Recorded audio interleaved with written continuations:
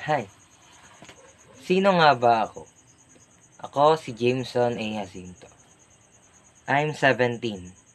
I'm currently studying at Rizal National High School, taking the STEM strand, and I am from section Theorist. Simple lang naman ang buhay ko. I just love watching TV series or movies. I also love pets.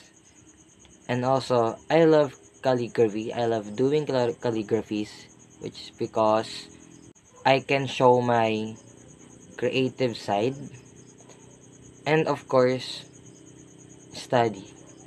Well, I don't love study because I really don't like studying. But I have to. I have to study. Also, I have lots of friends. I have lots of circles.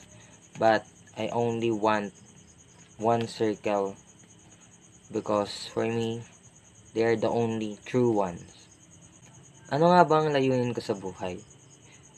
Well, for me, ang tanging layunin ko lang naman siguro ay ang maglingkod sa magiging industriya na aking haharapin sa pagtatapos ko ng pag-aaral or after I study.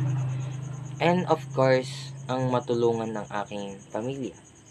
You know, that's all. Bye.